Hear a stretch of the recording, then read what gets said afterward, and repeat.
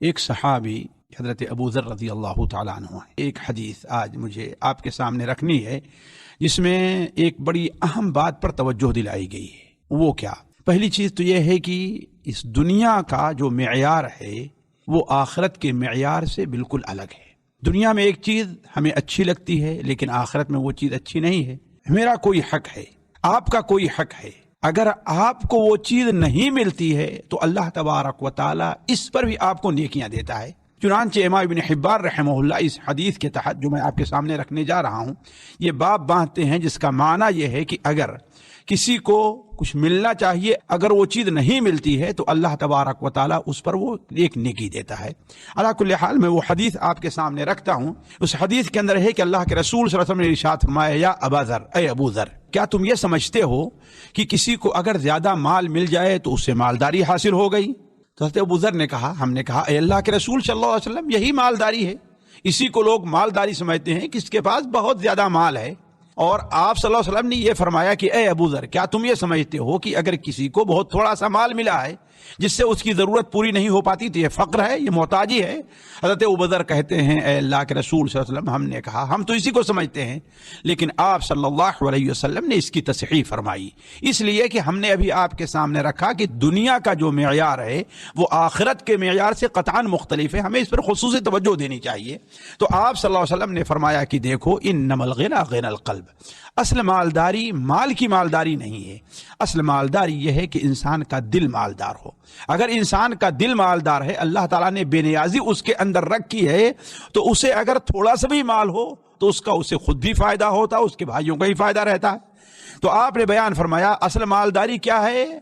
دل کی مالداری ہے، اور اصل محتاجی وہ دل کی محتاجی ہے۔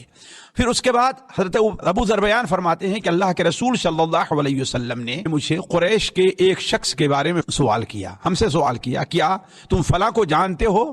ہم نے کہا اے اللہ کے رسول صلی اللہ علیہ وسلم، اسے کون نہیں جانے گا؟ آپ نے فرمایا اس کے بارے میں تمہارا کیا خیال ہے؟ ہم نے کہا اے اللہ کے رسول صلی اللہ علیہ وسلم، وہ تو ایسا شخص ہے کسی سے کسی چیز کا سوال کرے، کوئی چیز طلب کرے تو لوگ اسے دے دیں گے، اور اگر کسی کے یہاں حاضر ہو جائے، کسی مجلس میں حاضر ہو جائے تو اسے لوگ عزت سے بیٹھائیں گے، آگے کریں گے۔ اس کے بعد آپ صلی اللہ علیہ وسلم نے مجھ سے اہل صفہ کے ایک شخص کے بارے میں پوچھا، کیا تم فلاں کو جانتے ہو؟ ہم نے کہا اے اللہ کے رسول صلی اللہ علیہ وسلم، اس کو تو میں نہیں جانتا۔ آپ نے فرمایا، آپ نے اس کے بعد اس شخص کی صفات بیان کرنے لگی کہ ایسا ہے، وہ ایسا رہتا ہے، وہ وہاں سے ہے، اس کی ساخت ایسی ہے، یعنی آپ نے اس کے بارے میں پوری تفصیل بیان فرمائی۔ تو آپ صلی اللہ علیہ وسلم نے جب یہ بیان فرمایا تو ہم نے کہا ہاں اے اللہ کے رسول، میں تو اسے جانتا ہوں، اس کو پہچانتا بھی ہوں۔ آپ صلی اللہ علیہ وسلم نے بیان فرمایا کہ دیکھو، اس کے بارے میں تمہارا کیا خیال ہے؟ ہم نے کہا وہ تو مسکین آدمی ہے، جو مسجد کے اندر لوگ آتے ہیں، مسجد کے اندر جو محتاج مسکین اور جس کی طرف کوئی لوگ توجہ نہیں دیتے ہیں، وہ ان لوگوں میں ہے۔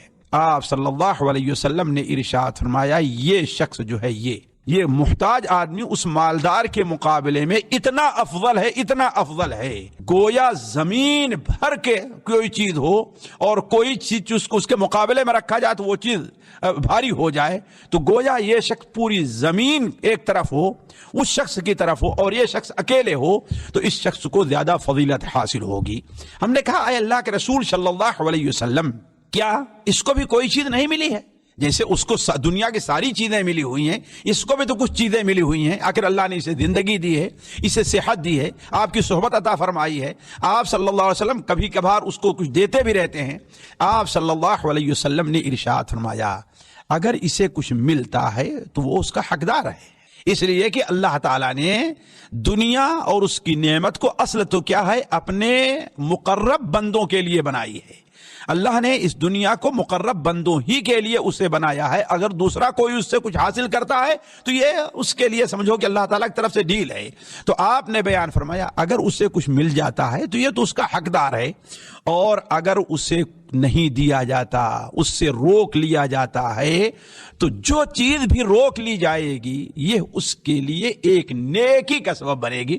اس سے اندازہ لگانا چاہیے کہ اللہ تبارک و تعالیٰ اپنے بندوں کے اوپر کس قدر مہربان ہے۔ اللہ تعالیٰ ہمیں اور آپ کو، ہر مسلمان کو آخرت والا بنائے، اور دنیا والے میں بننے سے اللہ تعالیٰ ہماری آپ کی حفاظت فرمائے۔